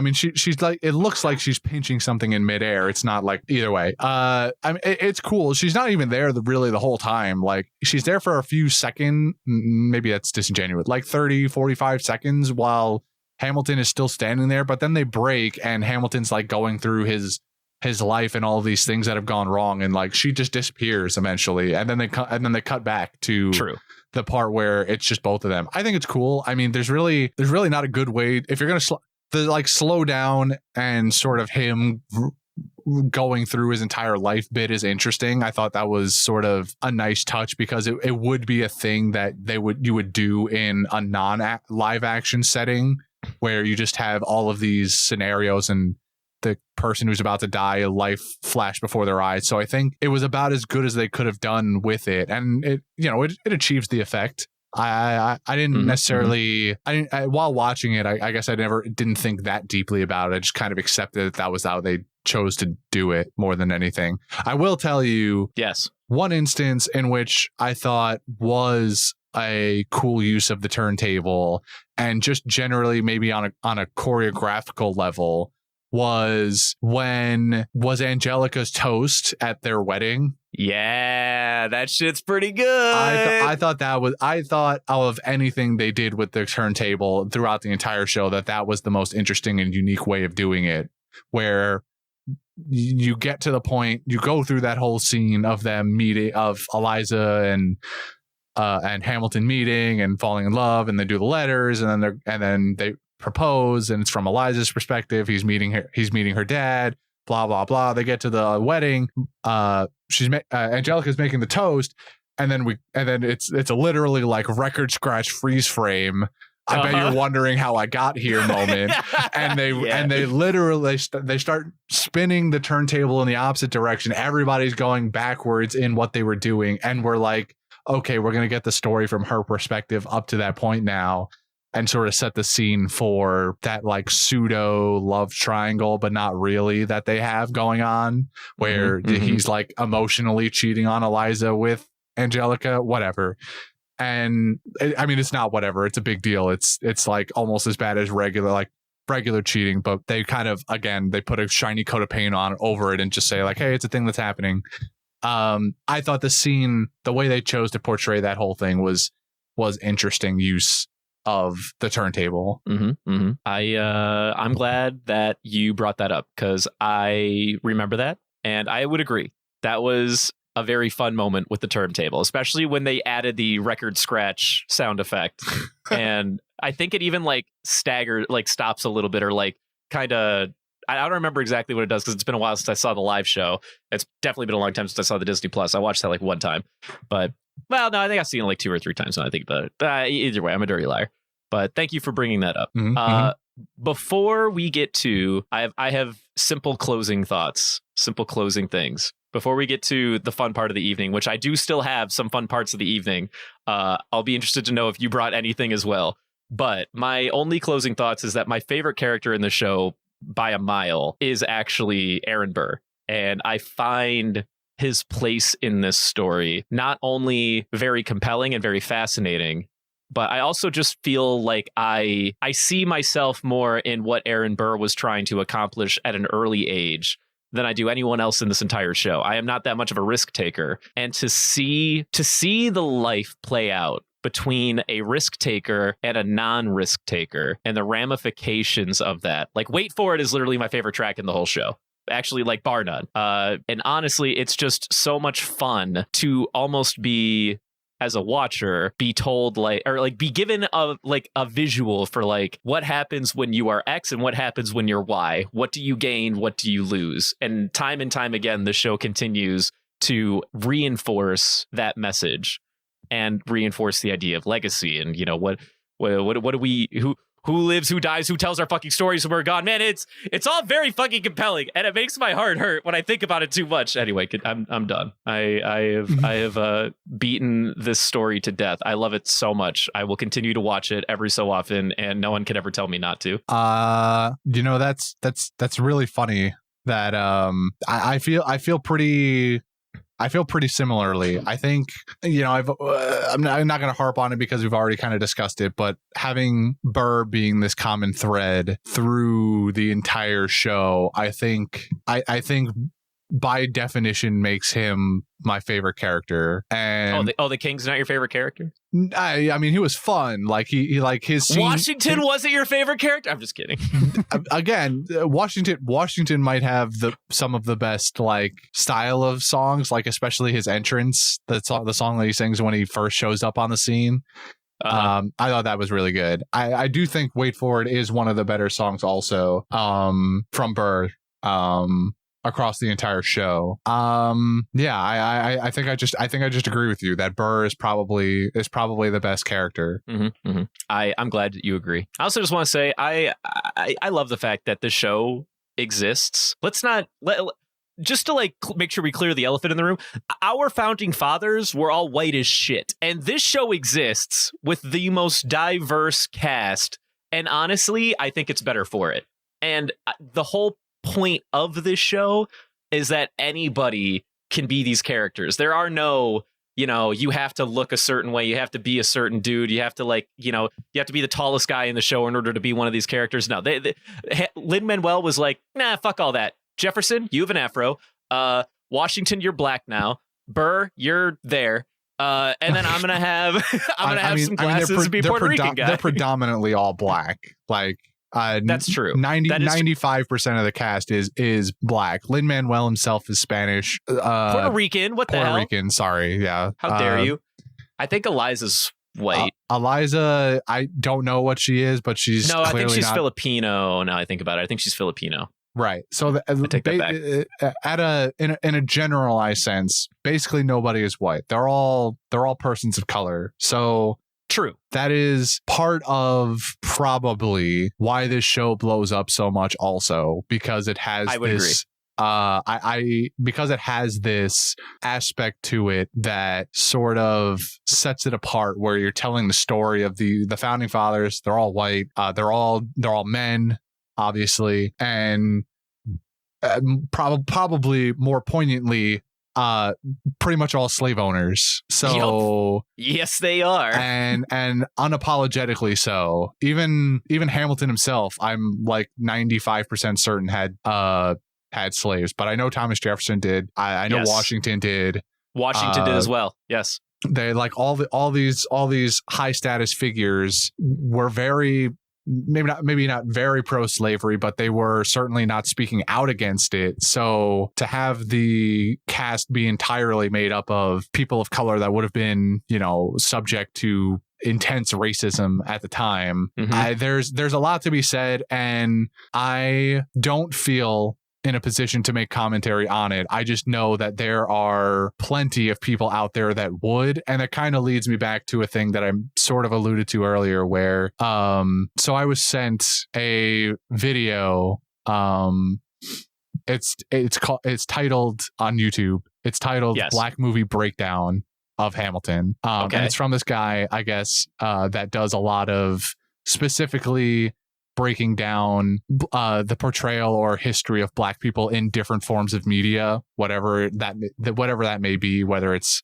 movies, shows, even music, take your pick. So and I watched it, and I'm not gonna, he makes a lot of points that are relevant more so to the portrayal of how basically the not necessarily misappropriation of it, but using Black culture like hip hop and whatever to tell this story, and how he felt immediately like he enjoyed it, but always had in the back of his the Hamilton, that is, he enjoyed the show for what it was, but always had in the back of his head that this is at its core a Broadway show about rapping slave owners, and there was like a certain degree of that he couldn't get past, and it's sort of like he was like, there's a line he has in the video where he's like, I enjoyed this and I kind of hate that. So I think there's for all like the cultural things, I mean, if I'll link you the video in case you want to watch it. I actually would be interested in something like that. Yeah, I like these kinds of conversations. For anybody else, like I said, the title of it is Black Movie Breakdown Hamilton by and is the guy on YouTube is FD Signifier. It's a pretty, and I'm not going to pretend like I fully understand or get where he's coming from, because I'm not a Black man in society, so I can't. We are not people fully, of color. I can't fully connect with what he's saying, but I can sort of empathize with the culture appropriation at some capacity. Yeah. There's like there are certain points to be made, and he says them a lot better. And if you are a person of color and watch that video, you might get more out of it than I do. Because he specifically mentions how, to sort of reference one of his points, he specifically mentions how a lot of this movie, a lot of the show would not change much contextually if the entire cast was white, because it is almost a novelty that they are all of people of color, because musical theater, the people who go to musical theater in this present day and age are very, very predominantly white people, rich white people. So very true. That kind of plays a factor in how he sort of thinks about and molds the idea of Hamilton in his head, because it's this piece of Black art. It's a Black art made art piece. I'm losing my words, but made for a white audience and about white people. And so there's like a weird, in his head for him, there's a line he kind of can't get past, where it just feels weird to fully immerse himself and enjoy it when there's this sort of looming racist undertone, or I don't want to explicitly call it racist undertone, but like there's questions of race and ethics in it that he just, whatever. Listen to, he's much more well spoken than I am about it. Yeah, probably very poignant in his takes and his discussion or whatever. Don't specifically take what I'm saying as word. Go watch the video. He does a much better job explaining it. So that's all I will mention on that. Yeah, further. I mean, that whole thing is almost its own. I mean, that could be its own fucking cast for all I know. Yeah, for sure. But I don't even want to dwell on it too much either. I would say, I would hope that for the general public, since this show, and I'm glad that he could I'm glad that it could be recognized that the point of this show is that every character, it really doesn't, nothing changes if you put any ethnicity in any character. The show doesn't change. And I think that that's by design. There is a little bit of appropriation, potentially. I guess what I would say and suggest and hope that people take away is that at the end of the day, it is supposed to be giving more exposure to people of color. And it's supposed to be a love letter to some of that culture. And I hope that people can see it as such for the most part. Although I am not a person of color, so I will not speak to that, and I will not pretend like I have any stake in that game. That's for others to decide for themselves. But all right. So you've got other fun things to do. My God, can you believe it? I do. I have some fun questions that I would like to ask you, Christian. By all means. Christian, so as we're aware, this movie is not a made-for-TV musical yet. And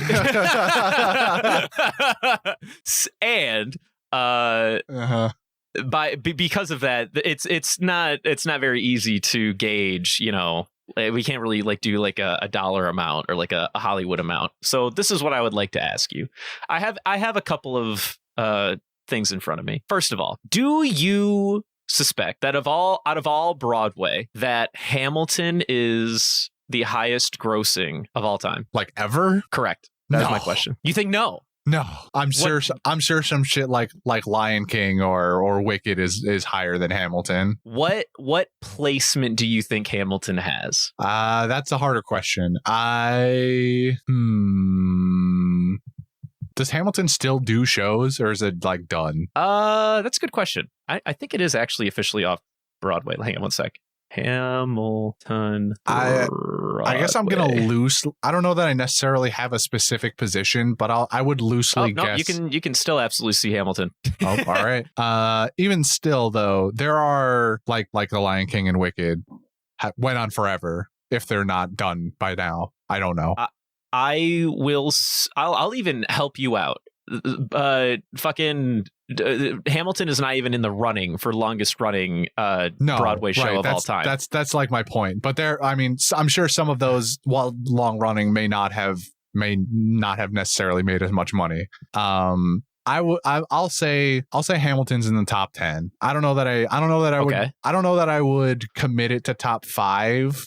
It might be close, like at a 6 or 7, but I want to say it doesn't break top 5 ever. Okay. Does not break top 5. Well, Christian, can I tell you? It is the second highest grossing Broadway show of all time.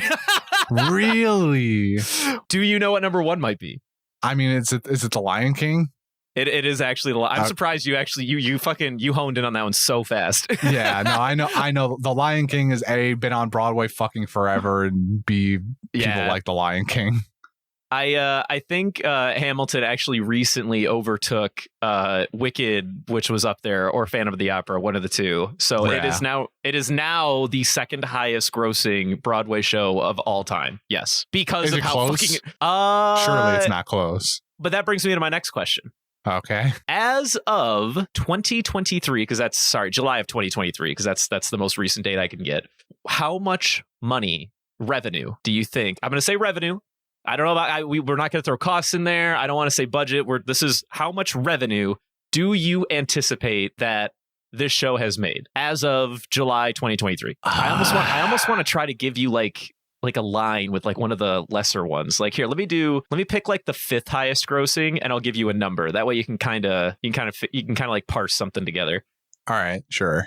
5th highest grossing. Why don't you just like have the list? Like have like a list of the top 5. I did have a list, but it stopped going out. It stopped like doing a thing for me. Sorry. What does that mean? Stop doing a thing for you? It doesn't give me the revenue of all of them. It just tells me like what the order is. And I clicked on it and it didn't take me to where I wanted to be. So this is the problem I have. Okay, now you've distracted me, and I don't have a number for you now, and it's taking even longer to get it. 5th highest grossing Broadway show. Besides, people love this of all time. Do they? I think they do. I don't know. I think they do. This is their favorite part. Definitely don't think that's true. Jesus. All right. Actually, I like this one. 5 in my list is Mamma Mia at 624 million. Oh my fucking what?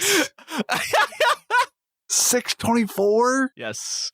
Yes. Oh man, I mean that blows out of the water anything I was gonna guess for Hamilton. I was gonna guess like 400 million max, maybe. Okay, and that's number 5. I'm sure Lion King has broken $1 billion. Then, okay, has Hamilton then? Yes, man. Continue. I'm gonna say Hamilton. Oh, it probably has, right? I'll say $1.1 billion. Oh, buddy, you're so close. You were so close. I will amend my statement, by the way. Hamilton, apparently maybe I was looking at revenue and not gross. So I want to amend my statement. Hamilton is 4th. Gross, it goes Lion King, Wicked, Phantom. Okay. So Hamilton's 4th, to be fair. So maybe that helps again. I don't even want to tell you. If you know it's 4th, what do you think it is? I guess if I already told you it's not 1.1. Yeah, I mean, I guess that doesn't change my number. It's not over. It's 907. 907. Damn. And I will say, so the total number of performances, at least on this sheet that I have right now, it has the fewest performances of anything in the top 13. Yeah, that makes sense to me. It's not even 10 years old now. Yes, it is not even 10 years old, but it still has made 907 million buckaroos. Yeah. That's a lot of monies. That's a lot of monies. Okay, wait. So that's gross. That's taking into account cost. Correct. Okay. So I think the other number that I had, which made it number 2, which I don't think is fair now that I'm looking at it, it was like 800. So it costs, or 860. So in theory, the show costs 40 million to make and maintain, which I don't know. That seems like a dumb number. I think just comparing all the grosses is probably the most appropriate way of doing this.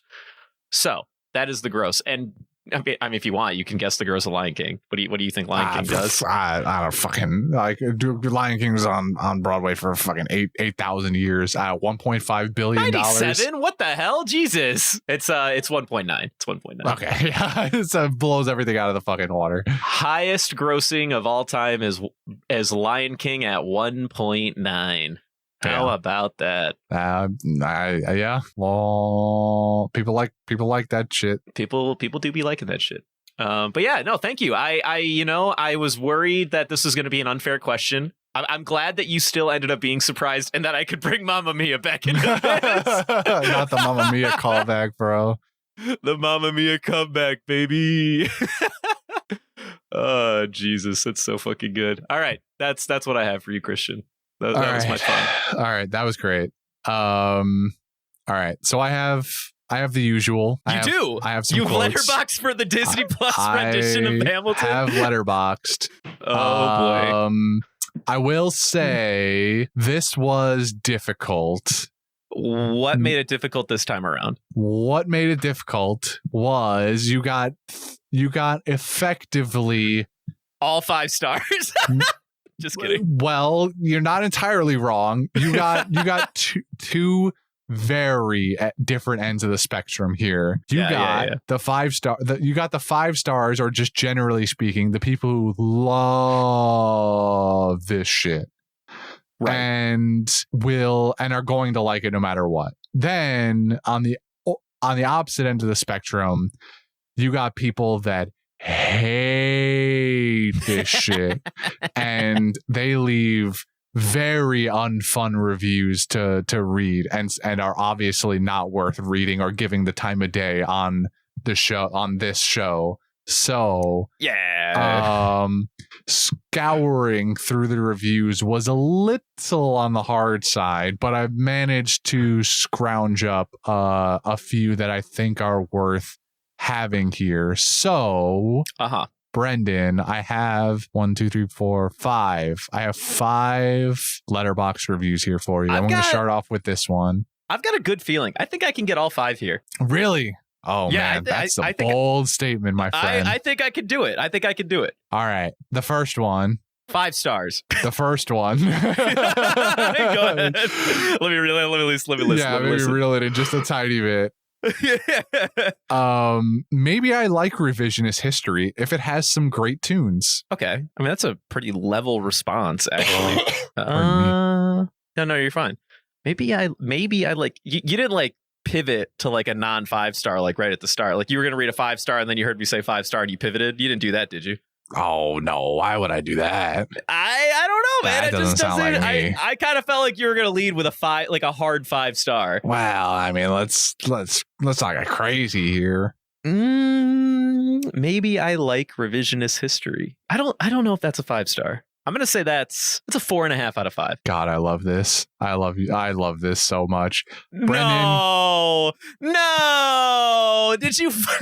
No. Brendan, this is going to absolutely crush you. What happened? Oh no. For whatever reason, somebody left this review and gave it a 0.5 stars. What? This is a 0.5. They gave it the lowest possible rating and said that. Okay, well that's fine. You know, I honestly, how can I possibly account for that? How could you possibly? That's unreasonable, man. Come on, dude. I didn't think I would be getting that much of a meme review on my fucking Hamilton. That's like 3 movies ago, Brendan Brain trying to parse that one out. Yeah. Okay. All right. Fair Next enough. up. All right. Well, I'm already out, but that's okay. We strive. Yeah. We continue on. Yeah. You made that claim that you were going to be able to get all of them, and I was like, he doesn't know what I'm about to do to him. Like the meme of the guy standing in the corner of the room at the party. It's like he doesn't know I have a 0.5 star in the back pocket. Fuck. All right, so this one is the most liked review on Letterboxd for Hamilton. Okay. Y'all, Jonathan Groff's performance as King George III was so unhinged that he fully inadvertently spit all over his entire chin. Huh. That's called range, baby.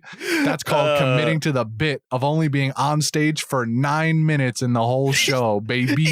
Literally on stage for 9 total minutes, dude. That's a 5-star. It's got to be a 5-star. I don't like your pause, Christian. It's a 5-star, right? Star Wars meme. It's a 5-star, right? Would you like to amend that or no? There's no way. You're fucking no. I'm sticking with 5. You can't scare me. No, you can't scare me. That was a 4.5 star review. What? No, wait, you're fucking with me. You're lying to me. There's no way. On my life, mom's life, my Rory's life, that is a 4.5 star review. He about to be fucking saying it on Philip's life. I tell you what. Philip's life. I don't give a shit about Philip. Philip. But why does Philip get the fucking gold star treatment when his other 9 kids didn't? Well, you know, I mean, he's the one that died. That's all. Yeah, right. All right. I'm a little outraged on that one, but that's fine. We continue to persevere. Wow. I hate that I'm batting so low on this right now. This should be my movie. This should be my time. Of all of them, this should be my time. You know, the Goonies meme. It's their time up there. It's our time down here. Okay. Next on the docket. So depressing to see a clearly talented composer hit it big time with a second-rate epic rap battle episode that polishes the sheen of the same statues that should be being torn down. Ooh. That sounds like a hate comment. I mean, and I have an opinion on what they're saying that I probably shouldn't make too apparent. You hate epic rap battles? Is that it? Oh no, I love epic rap battles, but the part about the statues ain't wrong. Ooh, you know, I'm gonna say that's a 2.5 star review. 2.5. Brendan. I swear to God, if you slap me upside the face with that 5-star, I'm gonna be so fucking pissed. That your actions have consequences. God fucking, what is it? What? So you were right. This was definitely a hate comment. They did not enjoy this movie. This was a 0.5 star review once more. Okay. Another 0.5. All right. Yeah. You know, fair enough. Could you imagine though if they wrote that and put it 5 stars? I mean, I guess you can. Honestly, with the revisionist history one. Yeah, I mean that would be fucking hilarious. All right. Well, I took the safe route. I didn't hit it big. That's okay. See, I'm the Aaron Burr in the situation. I'm not the Hamilton. I don't take risks. Go ahead. What do I have? Okay. Next I think one. you have either one or two more, right? I have two more. But I think 0 for 3. Yeah. Actually, technically speaking, I have three more. But one of them doesn't actually. I just wanted to read the review. They didn't give a score because you can do that also. You can just choose to not give it a score. Okay, fair enough. Next review is I was in the room where it happened. 5-star. 5-star review. Easiest shit of your life. Yeah, easiest shit of my life. 5-star review. It was just I just saw this person's review and I was like, that's great. It was me. I was in the room where it happened. was me. I was the room. God damn it. All right. Last one with an actual star rating. In spite of everything, I do really think politicians today have a lot to learn from Alexander Hamilton, a man who is most famous for being shot in the fucking face. That's gotta be wait, what does it gotta be? Yeah, I mean, is there really a does it gotta be? I'm gonna say that's a 4-star out of 5. That feels like 4-star energy. That was not a 4-star energy quote or a review. That was a 2-star energy quote. Wow, really? Really. Dude, I feel like you dug for the fucking haters for this one, man. What the hell? I told you there was really only, and you know what? It's funny. A lot of the people who gave it 5-star reviews in and of itself were divided into 2 subcategories. People who were actually like, this is amazing. I love this. Or actually commenting on how good the musical prowess was. And then the other half of the 5-star reviews were all talking about Jonathan Groff spitting on people. That's funny. I like that. Hence, my last thing that I have here is the one with no review score. They just chose to put this out in the world. Jealous of all the rich people that got to sit in the front row and get spit on by Jonathan Groff every night. Oh fuck, that's hilarious. Yeah, offered no review. She just put that out in the world. I have another fun fact. You know, I have a sister that lives near the Broadway area. None of you will ever find her, so fuck you. But don't issue that challenge. No, I mean none of you will. I'm talking about to the audience. The audience will never find her. Don't try to dox her. You'll never find her. Anyway, she applied. So fun thing about Broadway is you can always apply daily to a special lottery to see any show. And when you get pulled, you just get a ticket to the show, either that day or at some point in the future. She applied to the Hamilton lottery at its peak every day for the better part of like a year and a half or something like that. Like every fucking day. Didn't miss a beat. And do you know what happened to her, Christian? Did she never get a ticket? She got a fucking ticket, baby! She got to go see Hamilton with the original Broadway cast! Oh, that's sick. Basically what I'm saying is dreams do come true. Yeah, she took her shot. She did not miss. She did not throw away that shot. She might not have been in the room where it happened, but she did not throw away that shot. Oh, God damn it. That's awesome. Well, we did it, Brendan. Thank you again, Christian. I know that these musicals do take a number on you. I'm glad that you always go in with as good intention as you possibly could. And if anything else, that is value. That is valuable to the people. No problem, man. I came away. I went in thinking the worst as little as I could and came away with an actually somewhat positive opinion on Hamilton. And that's about as good as anybody probably could have asked for. Most of all, our Lord and Savior Twigo, who, to reiterate, is the one who paid us an exorbitant amount of money on our Patreon to watch this movie. So thank you. Thank you, Twigo. He was very excited to hear in the first place that you could offer musicals. I don't know how he came under the assumption that you wouldn't be able to, but when he learned that, he was ecstatic and also threatened / promised that every recommendation going forward would be a musical. So my life might be hell for the foreseeable future. And I don't know how to feel about that. But if they are on the caliber of Hamilton, I might be open to being okay with it. Although the next musical that we have to watch is not Hamilton. It's not Hamilton. It's and I'll because this will probably come out. I'm not going to spoil. This is probably going to come out beforehand. We have another one, and I'm less thrilled to watch that.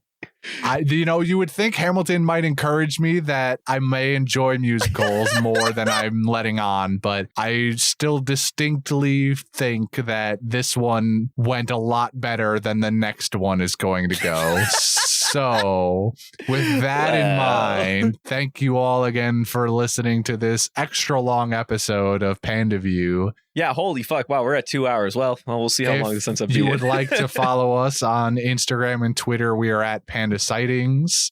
You can go check us out on our other podcast, our mother podcast, if you would, One Piece with a Lime, on Spotify and everywhere else you find your podcasts. If you would like to email us, it's pandasightings@gmail.com. If you want to be like Twiggo and give us a little bit of cash on Patreon, that's Panda Sightings as well. You can come join our Discord and yell at me about how I didn't enjoy this as much or gush over it with Brendan. If you look in the link tree for our Discord links. And we're on YouTube. I've been trying to make it a concerted effort to mention that. We have a YouTube channel. It's got all of our podcasts on it, both Panda View and One Piece with a Lime. It's there now. So if you are someone who ingests podcasts through that, you can do that now. And that's it. Huge thank you to all of our patrons and also especially our producer tier patrons, Twiggo, Taco, and Rin. You guys, honestly, all of you independently give us so much joy, and we really appreciate you guys and your support. And this is great, and I'm glad that we did this. I'm glad you did this, Christian, because I would do this anyway. Like I don't need a reason to watch Hamilton. I know. I'm surprised you haven't just done a solo cast about how much I love Hamilton. Solo essay about this. Dude, there's just I wouldn't be able to like align my thoughts. It'd be impossible. I'm glad that you're here because there's only so much fucking dumb shit that I can like ramble on about, and I think that you're the line I need. You're the Burr to my Hamilton. Oh, sweet! I get to be Burr. I'll give you Burr because sweet. I'm the more boisterous one in between the two of us, at least in this instance, for enthusiasm towards Hamilton. We'll say that much. Yeah, that feels right. Yes, you get to be Burr here, but sick. don't ever abuse that because I'm just letting you know, like I'm not letting anyone else be Burr ever again. This is your one chance. That's fine. That's all I need. I'm taking my shot. I hope you never stop doing that. I hope you just always fucking quote fucking Hamilton lines to me from now on. It's just gonna be that one. I'm just gonna tell you about how I'm taking my shot. All the time I'm doing dumb shit like B.bread in the server when I'm like signing off or sending messages, and like only like a handful of people get the bit. Oh fuck. Anyway, sorry, I didn't mean to drag us out a little too long. Yeah, that's it. We're leaving. I'm done. I'm out of here. I need an intermission from all of this.